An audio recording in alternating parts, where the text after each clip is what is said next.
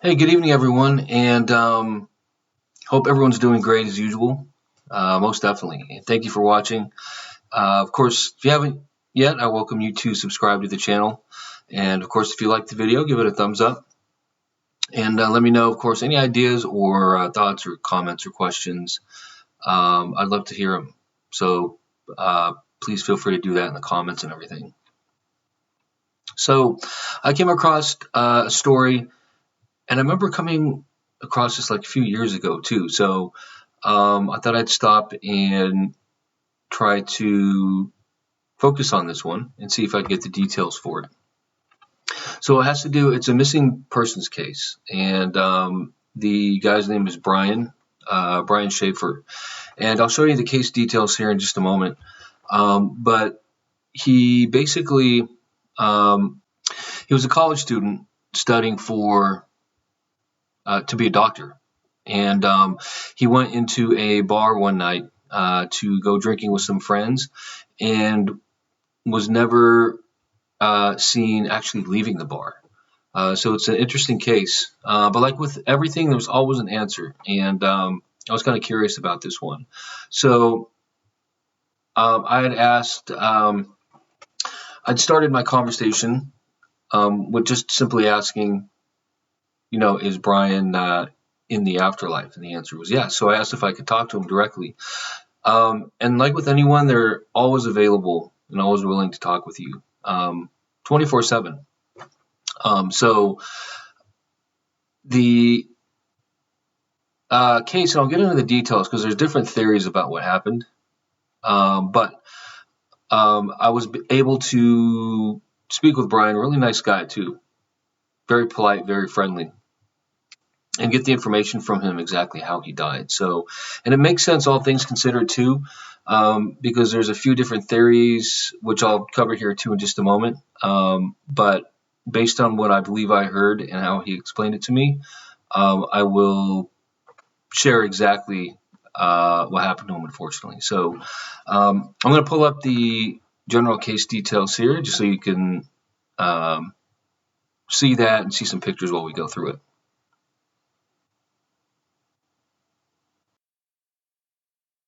Okay, so here's the Wikipedia page, and you can get a lot of information about it, like the key details off of here. So here's his picture, and a little bit about his background here too you can read, but he was a medical student going to school for medicine to be a doctor. So, right before he disappeared, so this is his mom who's over there with him, and Renee Shaffer, and she died right before he went missing, actually. And real quick too, so here's his dad, picture of him and Randy.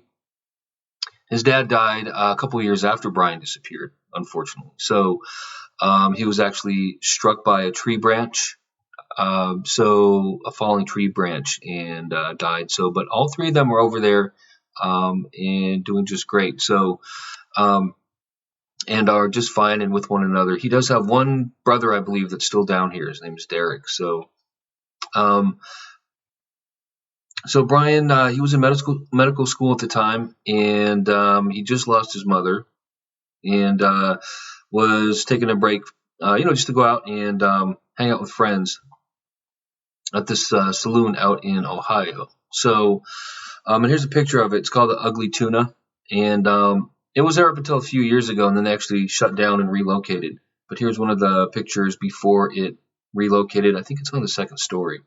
But there's videos online you can find too, where security cameras, where you can see like a escalator going right up to the front of the bar, and it shows Brian actually going up there. And then he came out once to talk to a couple girls right outside the front door, and the camera caught that too. And then he went back inside. That was it.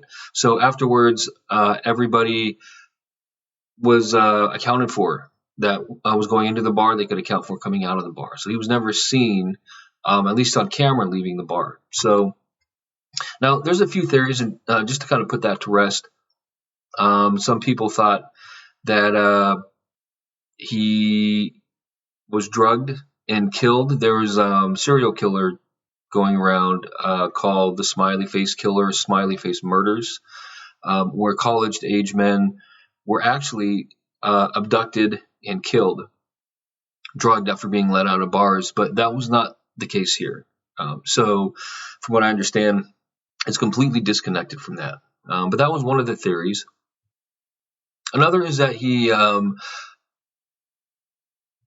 actually just left, disguised himself, and left and started a brand new life somewhere, which is just completely false. So no reason to do that. You know, he was a really smart guy. He had a very level head on his shoulders. He had no reason to just disappear. You know, he was getting ready to, from the sounds of it, propose to his girlfriend. So he was, you know, of course, dealing with the death of his mom at the time, but otherwise was moving forward with life. He had no reason to just pick up and change his identity. That was another theory. So, and there's some people that posted pretending to be Brian from other locations, and it turned out to be hoaxes. So, which is terrible. I don't know why people want to do that kind of thing, but but that's just absolutely not true. So now there was one thing to note is back then, this was back in 2006, there was a construction site behind the Ugly Tuna, and there was a theory that perhaps he got drunk and fell in, you know, like to one of the areas there, or that sort of thing, which is actually not too far from the truth. So it did involve that area, and I'll explain a little bit. So I was going back and forth and trying to make sure I could hear the conversation.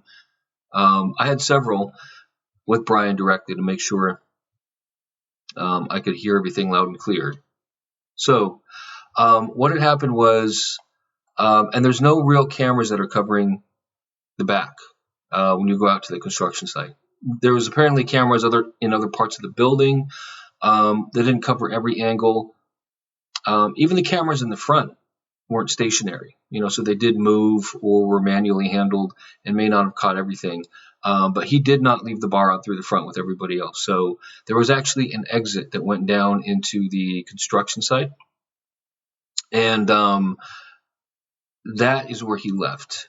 So he went out there and it was not caught on camera. And that's why he wasn't seen going out the front with everybody else. So what had happened is right towards the closing of the bar, what he said was, as things were, you know, just getting ready to shut down literally, and they were kicking everybody out, basically, he actually got into a fight, like an altercation with another guy, like a random person that he didn't know.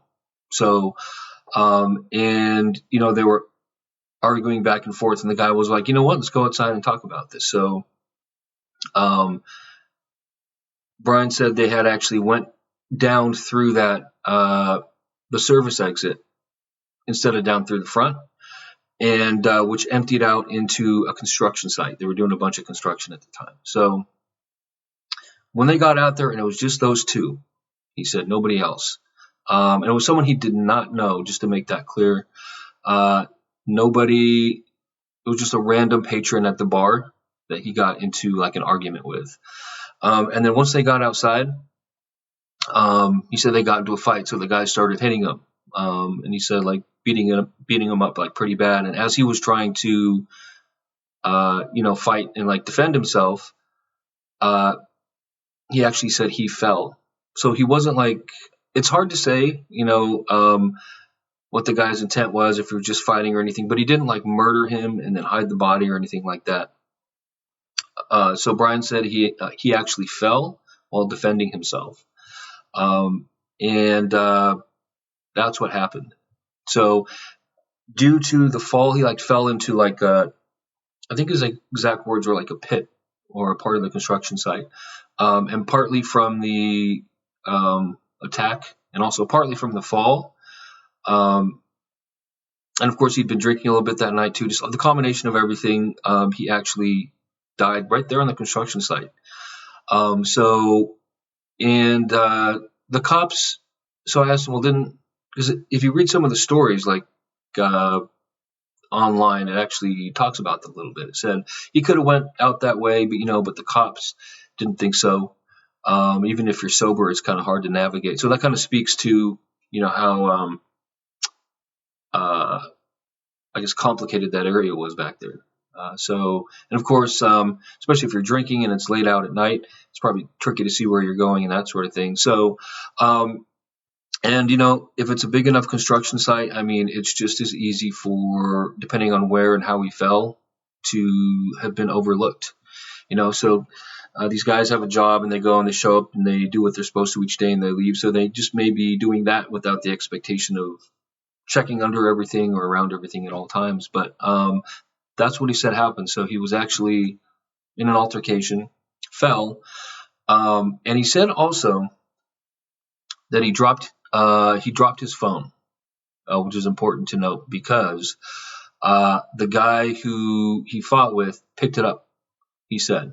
And it turns out, like a while later, his phone, it was dead for a while, but then it became active. It was pinging off a tower. And he said the guy actually picked up his phone and left with it. And then he said that's why it was pinging off the tower later. So he must have charged it or turned it on temporarily or that sort of thing, and then just discarded it at that point. So it wasn't Brian who did that. It was the same guy who actually attacked him and everything like that. So, and that's what happened. Unfortunately, I asked him, well, didn't they? I mean, clearly no one noticed. But I asked, well, so nobody in the construction site or the cops, they didn't look hard enough. From the sounds of it. And he said, yeah, sorry to say, but that's what happened. So, so they didn't look enough or didn't notice or didn't, explore that theory well enough. So that's why he was never seen leaving the area. And that's why he wasn't caught on camera.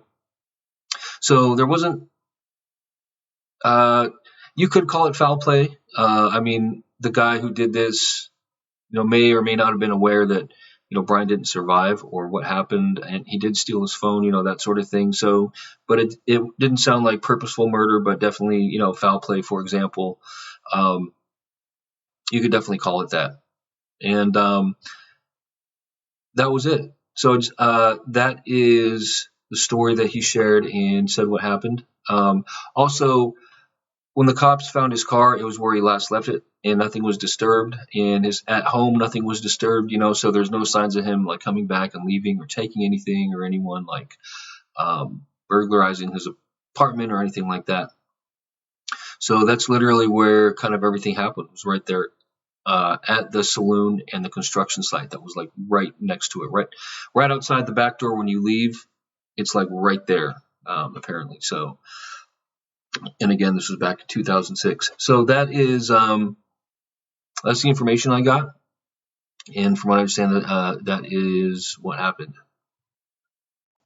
Okay, so there's the story and the information, and from what I had heard when having my conversations with Brian, that is what I believe he was trying to tell me, and pretty sure I heard it clearly and accurately. Again, I tried having the conversation several times just to make sure. So, so that is what happened. And so he is in the afterlife, unfortunately, and that was the story behind it. So, he is over there with his parents, though. So, another thing he told me, so they're all doing just fine. I wanted to, and I felt kind of bad about this too. Because I had to cut the conversation short and didn't have time to complete it. So, so I didn't get to hear the complete answer. As far as any more messages they wanted to share, not regards to the case, but I did hear. So when Brian was down here, he was, of course, studying to be a doctor, and he wanted to be in a band actually. So he wanted to play music, and he's doing both over there still. So, is a doctor and does play music. So I thought that was pretty cool and great to share. And then his parents are over there too, and they all wanted to share. And this is what I was saying. So I definitely apologize. I didn't have time to get into individual specific messages, but they did say all three of them are doing okay, so doing just fine, and to please tell everyone, all their friends and family that are still down here, that, and of course that they do love them, of course. So I thought that was important to share, and wanted to end the video on that note as well. So again, thank you for watching. And if you have any comments or questions or ideas or suggestions or anything like that, please let me know. And thanks again. We'll see you in the next video.